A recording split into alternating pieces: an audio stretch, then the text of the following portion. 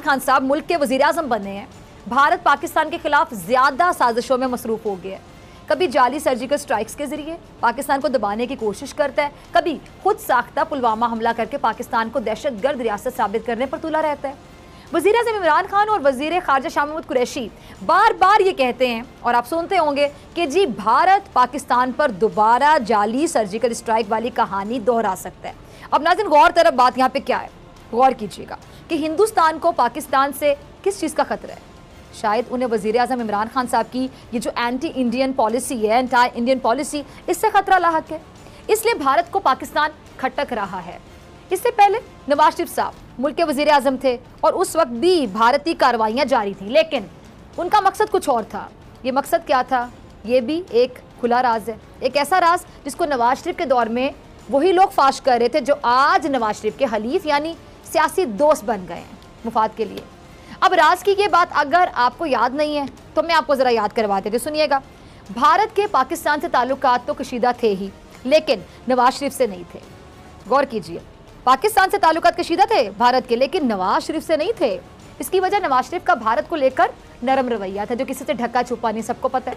आपको याद है ना, नवाज शरीफ ने कभी भी भारतीय दहशतगर्द कुलभूषण का नाम नहीं लिया, और अब भी भारतीय मीडिया नवाज शरीफ की शान में कसीदे पढ़ रहा है। कसीदे पढ़ते नहीं थकता वहाँ का मीडिया नवाज शरीफ की शान में। इसकी क्या वजह है? अब तो नवाज शरीफ साहब वज़ीर आज़म भी नहीं है। मैं आपको वजह समझाती। भारतीय मीडिया नवाज शरीफ के लिए अब तारीफों के पुल क्यों बांध रहा है? नवाज शरीफ ने पीडीएम के गुजरांवाला जलसे में इदारों और बिलखसूस पाक फौज के खिलाफ वो जबान इस्तेमाल की जो भारत की दिली ख्वाहिश थी, यानी भारत की दिल की ख्वाहिश इस शख्स ने, जिसका नाम नवाज शरीफ है, इसने पूरी की। इसीलिए भारतीय मीडिया नवाज शरीफ की पाकिस्तानी इदारों के खिलाफ हर्जा सराय पर जश्न मना रहा है। जश्न मना रहा है, यानी दुश्मन की जो सोच है, दुश्मन की दिली ख्वाहिश इस शख्स ने पूरी की, जो पाकिस्तान का 3 बार वजीर आजम रह चुके हैं। क्या कौम है इस शख्स के? यही वजह है कि नवाज शरीफ पर भारत के साथ ये जो यारी के इल्जामात लगते रहे और अब भी लग रहे हैं। बिलावल जरदारी, जो आजकल मुस्लिम लीग नून के सबसे अहम इत्तेहादी हैं, वो नवाज शरीफ को क्या कहते थे? मोदी का यार। याद है ना आपको? अब ये महज बिलावल का सियासी बयान था या इसमें कोई हकीकत थी? बिलावल से ज़रा कभी पूछिए। अगर मैं फैक्ट्स एंड फिगर्स की बुनियाद पर बात करूं तो आप ज़रा गौर करें कि सारी बात टाइमिंग की है। टाइमिंग। नवाज शरीफ ने पार्लिमानी पार्टी इजलास से लेकर गुजरांवाला के जलसे तक पाकिस्तानी फौज के खिलाफ एक के बाद एक बयान दागा, इल्ज़ामात की बुछाड़ की, इल्ज़ामात लगाए, पाक फौज को बदनाम करने, मुतनाज़ बनाने की बाकायदा कोशिश की। और यही तो भारत चाहता है, यानी दुश्मन की चाहत को आप पूरा कर रहे हैं और फिर आप कहते हैं कि हम मुहिब्बे वतन है। कौन यकीन करेगा नवाज शरीफ साहब, कौन यकीन करेगा? लेकिन इन बयानात ने नवाज शरीफ साहब की मुश्किलात ज़रूर बढ़ा दी हैं। मीडिया पर मुल्क दुश्मनी वाले इन बयानात पर पाबंदी लग गई, और लगनी भी चाहिए थी कि मुल्क दुश्मनों की इस बोली को कोई भी क्यों सुने, हम क्यों सुने? कोई पैट्रियोटिक पाकिस्तानी नहीं सुनेगा, वतन से मोहब्बत करेगा वो नहीं सुनेगा ये बातें। अब इस पर नवाज शरीफ साहब ये इल्ज़ाम लगा सकते हैं कि सब कुछ हुकूमत के कहने पर हुआ, लेकिन कराची जलसे में पीडीएम ने भी इनके वीडियो लिंक के जरिए खिताब करने की उम्मीदों पर पानी फेर दिया। वो क्या था? अब मरियम नवाज गए ना कि ये फैसला भी अपोजिशन ने इमरान खान के कहने पर किया। इमरान खान ने कहा था अपोजिशन को कि करके दिखाओ, और ये हो गया। मैं आपकी तवज्जो जिस तरफ लाना चाहती हूँ नाज़रीन, वो ये है कि ऐसे वक्त में जब सियासत में नवाज शरीफ अपनी ज़बान की वजह से, बयानिए की वजह से मुश्किलात का शिकार हुए, तो उनके पुराने यार फिर उनकी मदद को आ गए।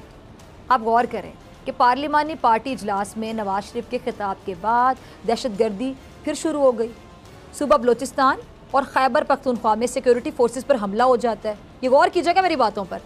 यह हमला हो जाता है जिसमें जवानों समेत मुतादिद शहरी अपनी जान की बाजी हार जाते हैं। बलोचिस्तान हमले की जिम्मेदारी कलदम BLA ने कबूल कर ली, और ये वही तंजीम है जो भारत के हाथों में खेल रही है, और हिंदुस्तान इसको फंडिंग करता है, ये भी पता है सबको। आज कराची में भी धमाका हो गया जिसमें मुतादिद अफराद जख्मी हो गए। उधर नवाज शरीफ साहब गर्मा गर्म बयान दाग रहे हैं और इधर दहशत गर्दी फिर सर उठा रही है। गौर कीजिए, उधर नवाज शरीफ के गर्मा गर्म बयानात, एक बयान दूसरा बयान, और फिर इधर दहशतगर्दी सर उठा रही है। क्या ये सिर्फ इत्तेफाक है? आप में से कितनों को लगता है कि सिर्फ इत्तेफाक है?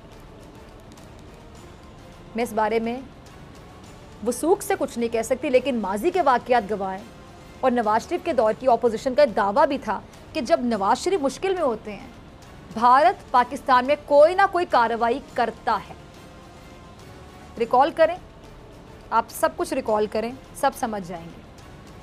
अब नवाज शरीफ का फौज मुखालिफ बयानिया, जिसको पाकिस्तान की अक्सरियत ने मुस्तरद कर दिया और करना भी चाहिए था, इस पर नवाज शरीफ तनकीद की जद में है। ऐसे में शायद तवज्जो हटाने के लिए भारत ने बलूचिस्तान और शुमाली वजीरिस्तान में हमले करवाए, और ऐन मुमकिन है कि कराची के हमले में भी भारत मुलव्विस हो। आपको याद होगा जब पनामा केस में नवाज शरीफ का नाम आया तो उस वक्त लाइन ऑफ कंट्रोल पर भारत की खिलाफ वर्जियाँ, फायरिंग, शेलिंग बढ़ गई थी।